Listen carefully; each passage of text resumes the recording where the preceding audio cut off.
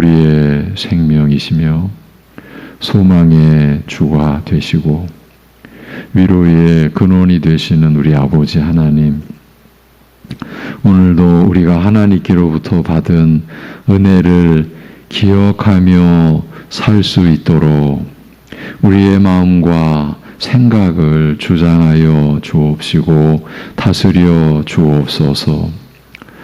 하나님께서 우리를 향한 영원한 작정을 세우시고 아들 안에서 그 뜻을 이루시고 성령님으로 우리에게 그 하나님의 구원의 계획과 영생의 계획을 알려주시고 믿음으로 그 하나님의 뜻을 붙잡고 그 영원한 작정에 붙잡히도록 하신 하나님의 경륜과 섭리가 연약하기 짝이 없는 우리들에게도 차별 없이 임하고 있음을 우리가 오늘도 생각하고, 그래서 주님을 바라보고 주님께 우리의 모든 것을 맡겨드리고 오직 주님만을 향하는 삶이 되게 이 한 주간도 오늘도 인도하여 주옵소서.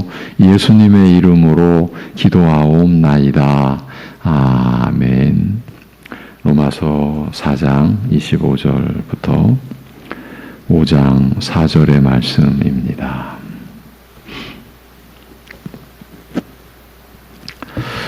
로마서 4장 25절부터 5장 4절까지 같이 읽도록 하겠습니다. 다 같이. 예수는 우리가 범죄한 것 때문에 내 줌이 되고 또한 우리를 의롭다 하시기 위하여 살아나셨느니라. 그러므로 우리가 믿음으로 의롭다 하심을 받았으니 우리 주 예수 그리스도로 말미암아 하나님과 화평을 누리자. 또한 그로 말미암아 우리가 믿음으로 서 있는 이 은혜에 들어감을 얻었으며 하나님의 영광을 바라고 즐거워하느니라. 다만 이뿐 아니라 우리가 환난 중에도 즐거워하나니 이는 환난은 인내를, 인내는 연단을, 연단은 소망을 이루는 줄 알미로다. 아멘. 바울 사도는 지금까지 우리에게 믿음으로 말미암아 의롭다함을 받은 결과로서 우리의 구원을 확신할 수 있는 세 가지 근거를 알려주었습니다. 그것은 하나님과의 화평, 은혜에 들어감, 하나님의 영광을 바라고 즐거워함입니다. 우리가 분명히 살아계시나 육안으로는 보이지 않는 하나님을 우리가 섬기는 이 믿음의 삶은 분명한 근거와 그 근거 위에서 우리에게 나타나는 결과가 있다. 우리가 로마서 5장에 들어서서 그 점을 우리가 확인하고 있습니다. 막연한 게 아니라는 것이죠. 일반 사람들이 종교에 대하여 갖는 관념과 사실은 아무 상관이 없고 전혀 다르죠. 막연한 게 아닙니다. 그러니까 갈수록 구체적이고 실제적이고 그리고 우리가 경험하면서 살아가는 은혜인 것이죠. 그것에 대해서 하나님과의 화평, 하나님의 진노에서 그 죄로 인한 심판과 그 위에 임하는 하나님의 진노에서 우리가 벗어난 결과가 하나님과의 화평입니다. 그리고 에덴에서 생명나무의 길이 막혔었던 그 하나님의 이 지으신 모든 세계에 지금 이제 상황이 바뀌었죠. 생명나무이신 우리 주 예수 그리스도에게로 그 은혜의 들어감이 이렇게 이제 온전하게 이루어진 상황. 그래서 우리가 지니는 소망은 하나님의 영광. 우리가 즐거워하고 자랑하는 것은 하나님의 그 영광의 소망. 그 점을 우리가 나눴습니다. 믿음으로 하나님의 영광에 가까이 다가갈 때에 우리는 그리고 그 영광을 즐거워하고 자랑하게 될 때에 참된 믿음을 지닌 신자들은 자기 육신의 것을 움켜쥐고 그것을 자랑할 여지가 없게 되는 거죠.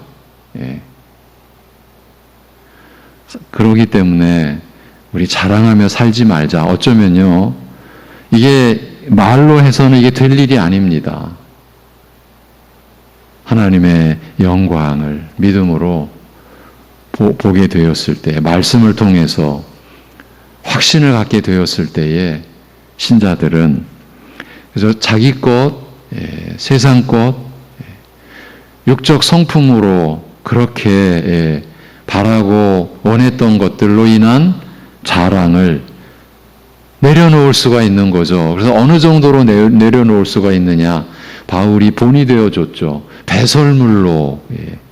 육신의 자랑거리라면 온 세상 사람들 가운데 둘째가라면 서러워할 바울 사도가 자기 육체를 신뢰하던 것을 배설물로 여기게 됐죠.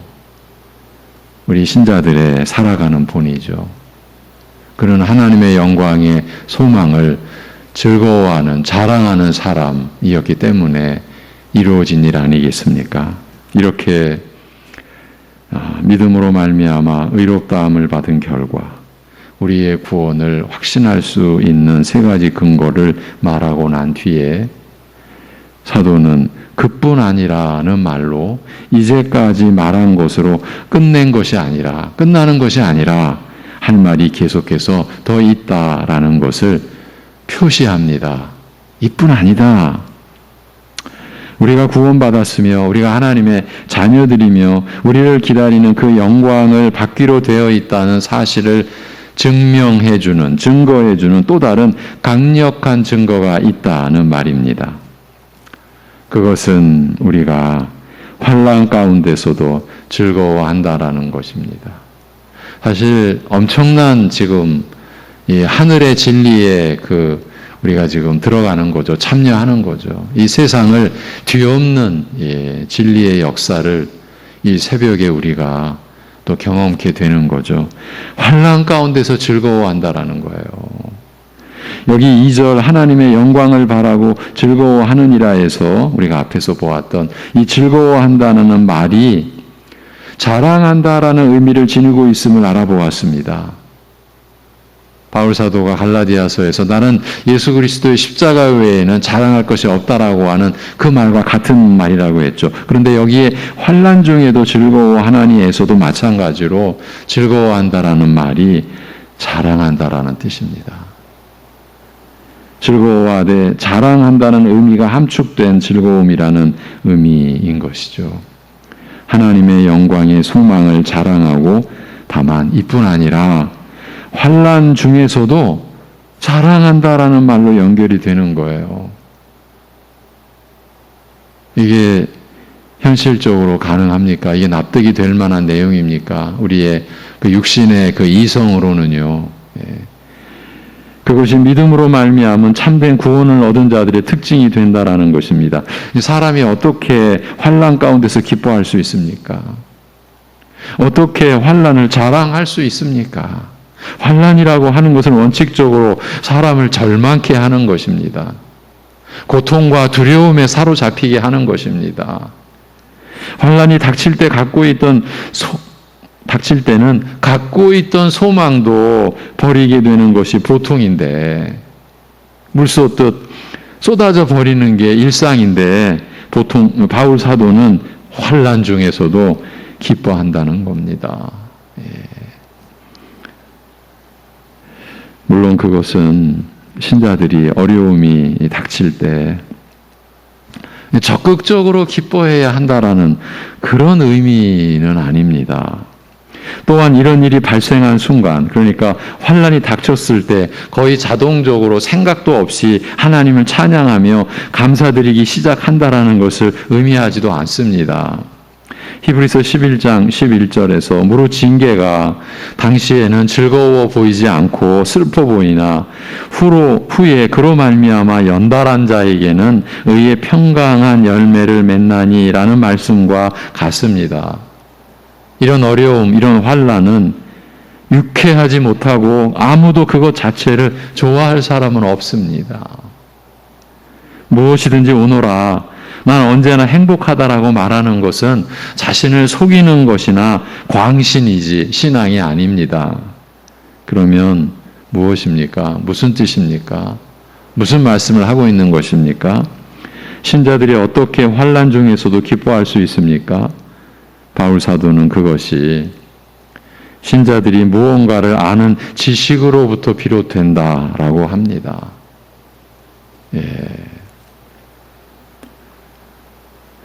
이루는 줄을 알미로다라고 말씀하신 그대로입니다. 알고 있기 때문이라는 거예요. 다시 말하면 그리스도인들은 환난과 관련된 사실에 대하여 무언가를 알고 있기 때문에, 알게 되었기 때문이죠. 그래서 환난 중에도 즐거워한다. 자랑하는 데까지 나아간다라는 것입니다. 그럼 무엇을 압니까? 환난은 인내는 연단은 소망을 이루는 줄 아는 것입니다. 이것이 말씀으로 갖게 되는 신령한 지식이죠. 신자가 지니게 되는. 우리가 어떻게 그러한 지식을 취할 수 있습니까? 성령의 역사이심이죠. 성령의 작용이심이죠. 신자들이 그것을 알고 있기 때문에 환난 중에서도 즐거워한다라는 것입니다. 오늘은 연단을 이룬다는 부분까지, 인내는 연단을 이루는 부분까지 한번 가보도록 하겠습니다. 환난이라고 하는 것은 이 세상에 사는 동안에 신자의 삶의 한 부분입니다. 신자에게 임한 환난이라는 것은 재림 이후에는 있을 수가 없는 것이고, 그러니까 예수님의 재림 이후에는 있을 수가 없는 것이고, 이 세상을 살아가는 동안에만 국한되는 것입니다. 뒤에서 로마서 8장 17절에 우리가 그와 함께 영광을 받기 위하여 고난도 함께 받아야 될 것이니라고 말씀하듯이 신자가 이 세상에 사는 동안에는 고난은 피할 수 없는 것입니다. 필수적인 한 부분이라고 말하는 것이 더 나을 것입니다. 그래서 우리 주님께서는 제자들을 돌아보시며 세상에서 그들이 환난을 당할 것이라고 말씀하셨죠. 일종의 경고를 하셨죠. 세상에서는 너희가 환난을 당하나, 요한복음 16장. 마지막 6월절 만찬의 말씀을 마무리해 가면서 이제 곧 십자가에 못 박히시게 될 예수님께서 사랑하는 제자들에게 말씀하신 내용입니다. 세상에서는 너희가 환난을 당하나. 그러나 주님은 바로 이어서 이렇게 말씀을 하셨습니다. 내가 세상을 이기었노라.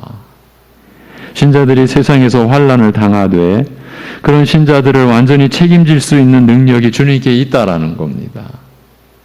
내가 너희를 온전히 붙잡고 너희를 지키고 너희를 도울 수 있다. 그 말씀을 하신 것이죠. 또 바울 사도도 막 개종한 사람들에게 그와 똑같은 방식으로 경고를 했습니다.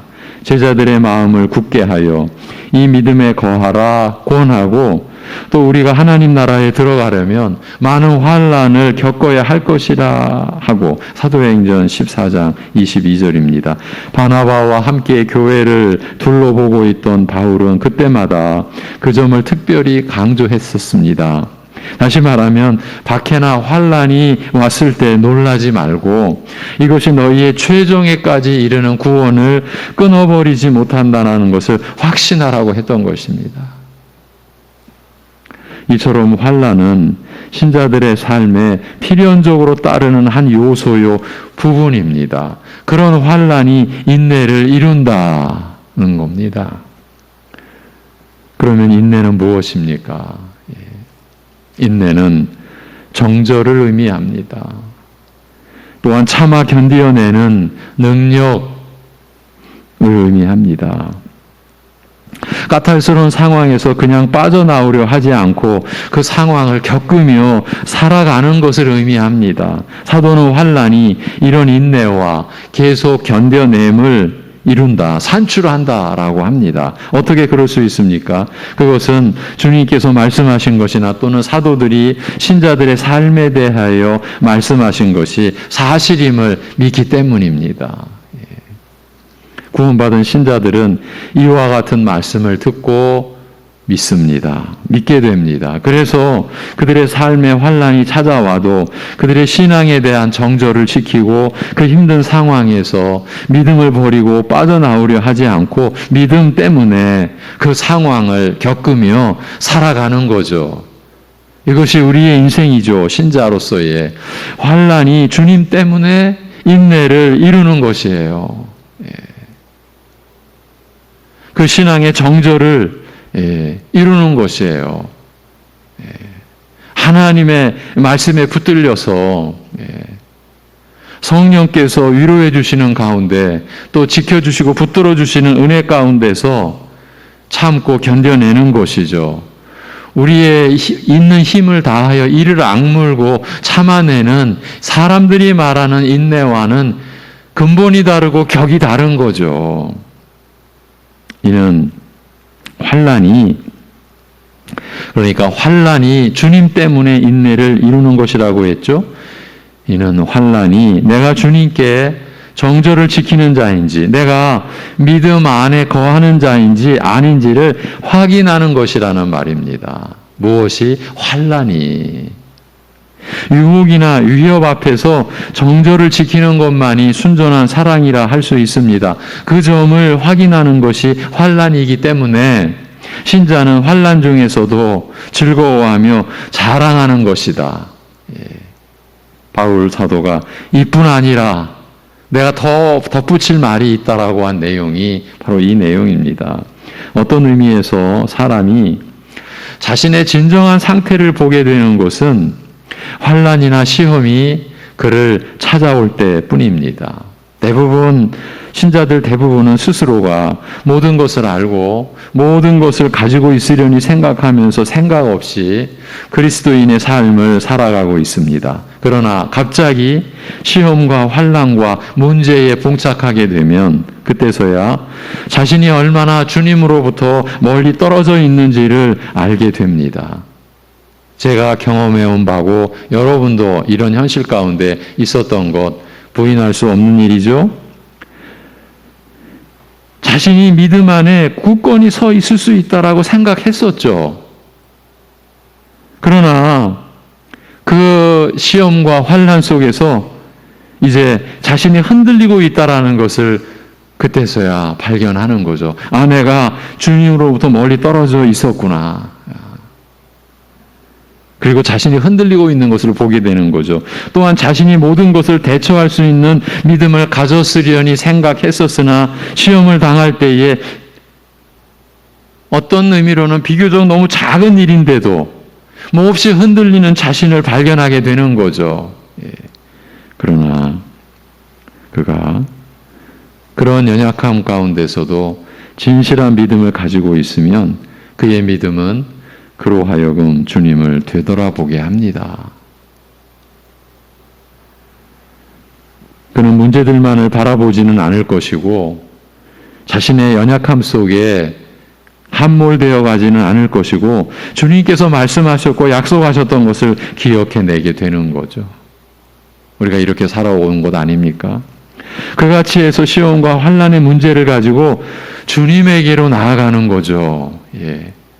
사실은 주님에게서 멀어진 거는 자기 자신이고 그 안에서 때로는 한없이 교만하기도 했던 게 자기 자신인데 그러나 그 문제와 어려움 속에서 주님을 되돌아보며 그 어려움을 안고서 문제를 가지고서 우리는 주님께로 나아가는 거죠. 새로운 어려움이 그로 하여금 새로운 은혜와 능력이 공급될 필요를 깨닫도록 한다라는 거예요. 이것을 우리가 안다라는 거죠. 바울 사도가 이 말을 하는 거예요. 그래서 환난까지도 자랑할 수 있는 신자의 그 내면, 그 신자로서의 그 근본된 하나님의 사람 됨은 이런 은혜를 경험하게 된다라는 거예요. 새로운 환란이 새로운 은혜와 능력이 공급될 필요를 깨닫도록 해준다라는 거예요. 시험과 환란이 그로 하여금 늘 잊고 있기 쉬운 우리 주 예수 그리스도를 다시 생각나게 하는 것이에요. 그래서 신자는 더더욱 환란 가운데서 인내할 수 있게 되는 겁니다. 그 환란은 결코 세상 사람들을 그리스도께 돌아가게 하지 않습니다. 여러분, 환란이요 결코 세상 사람들을 하나님께로 돌아가게 하지 않아요. 오히려 더 멀리 떠나게 만들어요. 그렇지 않습니까? 교회 안에서 함께 예배를 드리던 같은 하나님 나라에 속한 자요, 같은 하나님 나라의 소망을 지니고 있는 줄 알았었는데 어떤 일로 인해서 우리 곁을, 주님의 몸 된 교회 안을 벗어나는 일들이 있죠. 성경은 두 가지라고, 대개 두 가지로 그렇게 그러한 일이 일어난다는 걸 가르쳐 주셨죠. 하나는 죄입니다. 또 하나는 고난입니다. 고난의 현실이 우리를 그렇게 단절시키는 그러한 일들이 일어나죠. 그런데 환난은 언제나 믿음의 사람을, 참된 믿음을 지닌 그 사람을 그리스도께로 돌아가도록 부추겨 주는 거예요. 그리고 그는 자신의 약함과 원수의 강함을 인식하지만 그 모든 것보다도 주님의 강함을 인식하게 되는 거예요. 그래서 참된 믿음의 신자는 주님에 대한 좀 더 균형 있고 더 깊이 있고 더 크고 진실한 그런 그 믿음의 관점을 가지게 되는 거죠. 그것이 환난이 이루어주는 일인 거죠. 그 결과 그는 환난 중에도 인내하기로 하는 것입니다. 이처럼 신자는 주님 때문에 환난을 인내하고 또 환난이 가져다주는 예수 그리스도에 대한 유익 때문에 인내하기로 하는 것이죠. 그리고 그 어려움을 감당하면서 살아가는 거죠. 또한 신자는 인내가 연단을 이루는 줄을 알기 때문에 환난 중에도 즐거워합니다. 이것이 바울 사도가 말하고자 한 우리가 누리는 구체적인 은혜의 내용이에요. 연단은 금을 영광루에 집어넣고 불순한 찌꺼기들을 없애버리는 것처럼 우리 안에 있는 것 중에서 참된 것을 제외하고는 전부 제거해버리는 그런 일을 말합니다. 환난을 인내하고 있을 때 연단이 신자의 내면에서 이루어져 가는 거예요. 그것을 말라기 3장 3절에서 아주 극적으로 표현하고 있습니다. 구약 성경 마지막 그 성경에서 그가 은을 연단하여 깨끗게 하는 자 같이 앉아서, 이 앉아서가 너무 중요한 표현입니다. 그러니까 이제 재련사가 그가 하나님을 비유한 거죠. 은을 연단하여 깨끗게 하는 자 같이 앉아서 레위 자손을 깨끗게 하되 금은같이 그들을 연단하리니 그들이 의로운 제물을 나 여호와께 드릴 것이라, 이렇게 말씀합니다. 여러분, 이런 말씀이, 구약의 이런 말씀이 우리가 볼 때마다 볼수록 기가 막힌 거예요. 지금 이스라엘은 온갖 우상과 자신들의 죄로 인하여 멸망의 길을 갔다가 70년 만에 하나님이 돌아오게 하셨지만 그런 가운데서 여전히 우상질하고 자랑질하고 자기 중심을 못 벗어나는, 그저 멸망의 그 결과만을 안고 있어야 되는 이들 가운데 이런 말씀이 주어지는 거예요. 살리는 생명의 말씀이, 이 부분은 아름다운 이미지를 우리에게 제공합니다.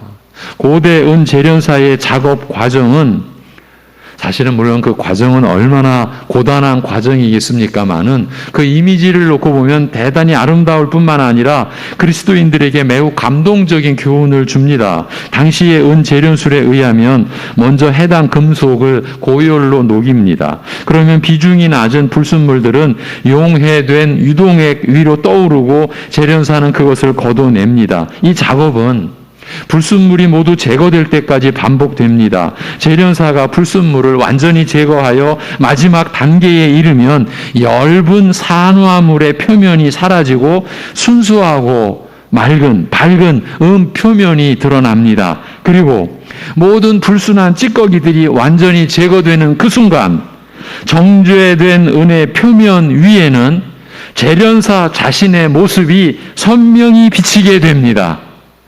끈기 있는 보살핌으로 영광로를 굽어 살피며 액체 금속을 내려다보던 재련사는 마침내 자신의 이미지가 거기에 완전히 반영되어 있음을 보게 되는 거죠. 거울에 자기의 얼굴을 비춰보듯이 말입니다. 그래서야 정령 과정은 완결되고 불은 소화됩니다.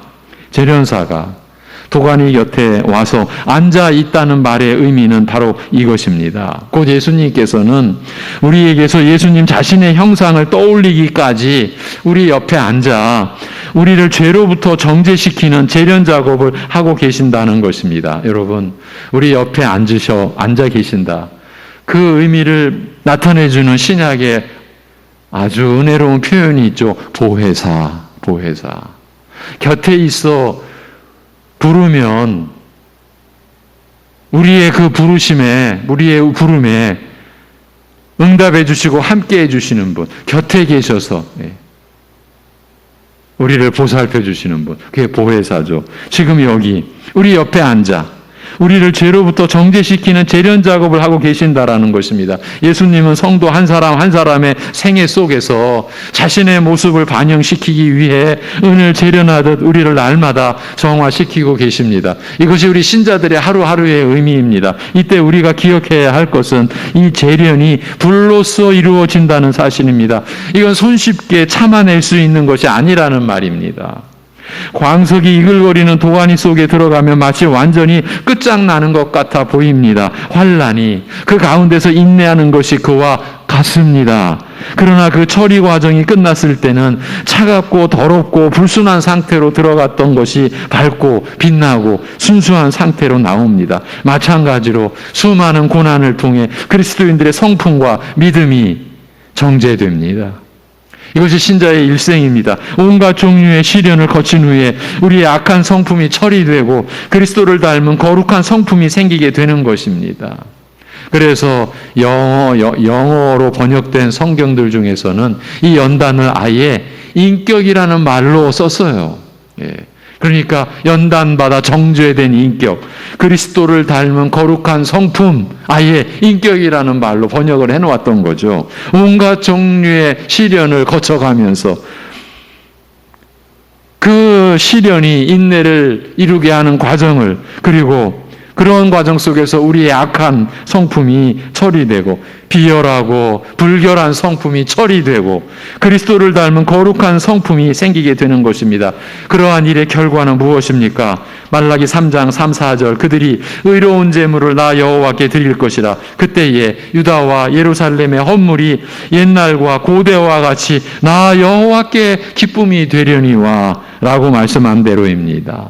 정면 작업을 거친 자들은 하나님께서 기뻐하실 만한 예배를 드리고 그때에 드리는 백성들의 헌물은 하나님께 기쁨이 될 것이라는 말입니다. 즉 은혜 표면에 재련사의 얼굴이 비치는 것처럼 그들의 성품에 예수님의 형상이 비춰진다라는 것입니다.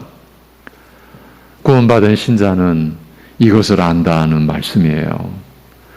여러분, 이제 우리 자신에게 우리 교회를 생각하면서 우리가 질문을 아니할 수가 없는 거죠.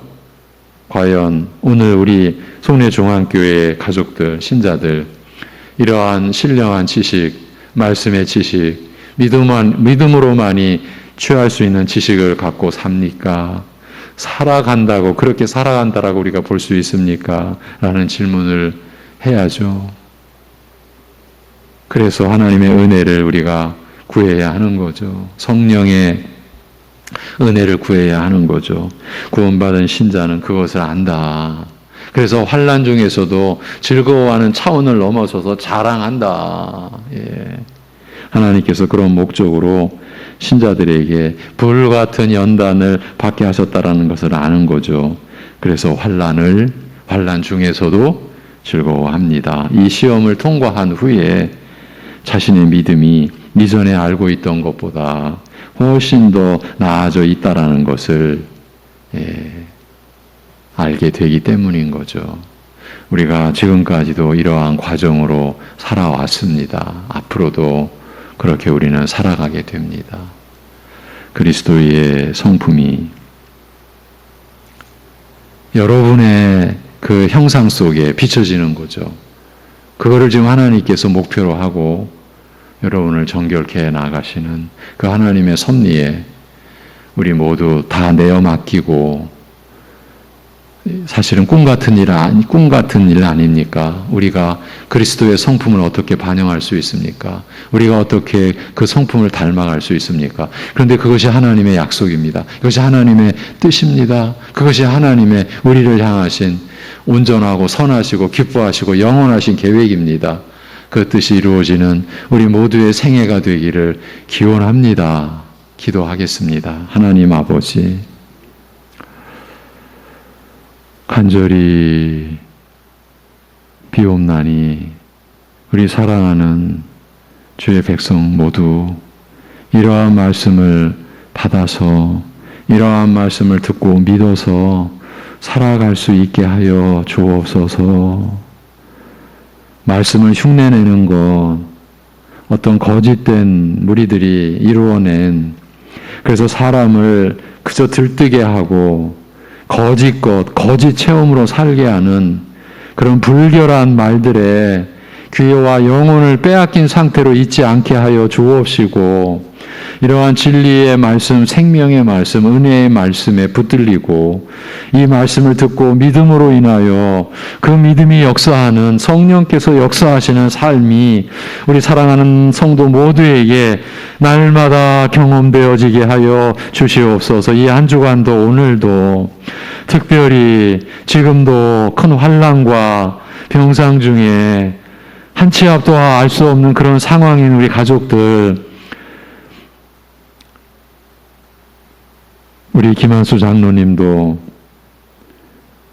다시금 어려운 지금 상황 속에 있는 그러한 가운데서도 우리 장로님의 영혼을 하나님이 온전히 붙들고 계시고 지켜주시고 함께 하신다라고 하는 믿음으로 우리 다 함께 그 환난 중에서 주님만 바라보는 그러한 믿음의 역사로 우리가 모두 살아갈 수 있게 하여 주시옵소서. 아버지 하나님, 환난 때문에 지금 무너져가고 있는 심령들이 있습니다. 무너져가고 있는 가정들이 있습니다. 붙잡아 주시옵소서. 하나님의 이러한 말씀을 우리로 하여금 성령께서 깨닫게 하사 어떤 어려움과 환난 속에서도 인내하며 그 인내가 연단을 이루며 그 연단이 소망을 이루어가는 그러한 생애가 우리에게 약속되어진 하나님의 사람에게 주어진 삶이라고 하는 믿음을 가지고 그 환난에 대하여서 그 환난 때문에 무너지지 않고 오히려 환난 때문에 주 예수 그리스도를, 우리 아버지 하나님을, 성령께서 우리 안에 계셔서 우리를 붙들고 계심을 다시 돌아보고 다시 기억하고 다시 그 믿음에 우리가 붙들리는 그러한 역사가 일어나게 하여 주시옵소서. 우리가 그러한 믿음의 삶을 보이고 우리 자녀들이 그러한 믿음의 삶을 바라봄으로 인하여 저들 속에서도 어떤 어려움에서도 대처하고 하나님으로 인하여 굳건하게 세워져 가는 그러한 삶을 어릴 때부터 보고 배워가는 역사가 일어나도록 인도하여 주시옵소서. 아버지 하나님, 그러기에 우리 스스로 뭔가 하는 것처럼 살 수 있었던 것처럼 여겨왔던 교만함이 깨어지게 하옵시고 무너지게 하여 주옵시고 전적인 하나님의 은혜라고 하는 고백이 실체적으로 경험되어지는 우리의 삶이 되게 하여 주옵소서. 우리 주 예수 그리스도의 이름으로 기도하옵나이다. 아멘.